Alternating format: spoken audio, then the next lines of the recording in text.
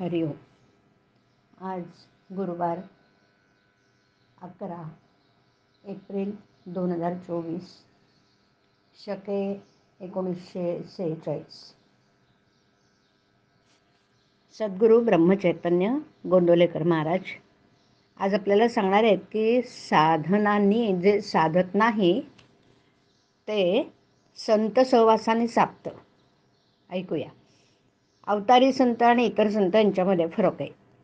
अवतारी संत हे ज्ञानेश्वर महाराजांसारखे किंवा समर्थांसारखे ते आपणहून येतात आणि आपलं काम झालं की जातात, मग ते राहत नाहीत.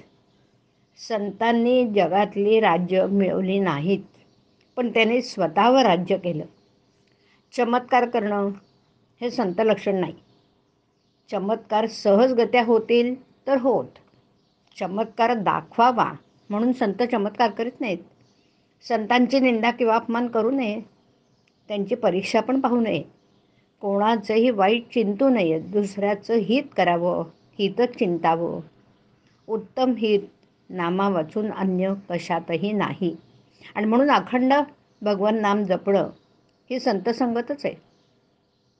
सद्विचार ही एक सत्संगतच आहे.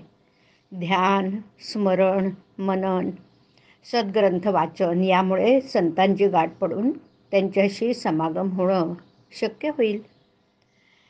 संत समागमातून राहून विषय मागणं हे समागमाचं रहस्य नाही.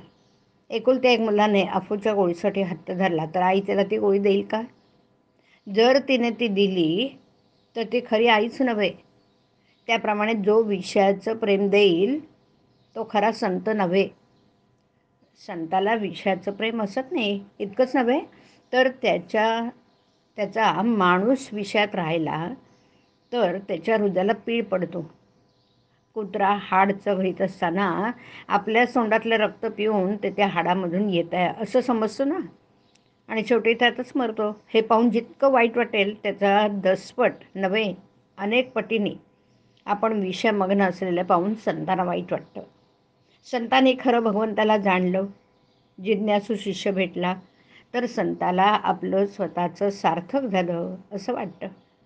साधनाने जे साधत नाही ते संतांच्या सहवासात राहिल्याने साधतं. मनुष्य जितका निस्वार्थी तितकी त्याची भाषा व्यापक असते. तुमच्या आमच्या घरातले लोकसुद्धा आपलं ऐकत नाहीत, पण संतांची वाणी सर्व जगावर परिणाम करते, कारण ती सर्व व्यापक आहे, अत्यंत तळमळीची आहे. याच अर्थाने श्रुती सनातन आहे.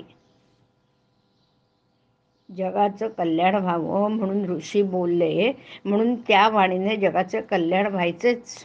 आणि जगाचं कल्याण व्हावे असे वाटते तोपर्यंत ती वाणी राहायचीच.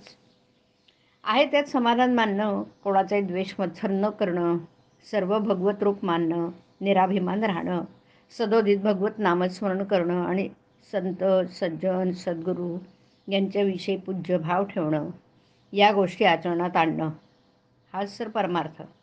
यात कोणती गोष्ट अवघड किंवा खर्चाची आहे? आम्ही निश्चयाने ती करीतच नाही म्हणून समाधान येत नाही. या गोष्टीप्रमाणे आचरण जर ठेवलं तर समाधान येईलच. प्रपंचात कसं वागावं हे संत शिकवतात आणि वागून दाखवतात. हरिओम. हरिओम तत्सत. हरिओम.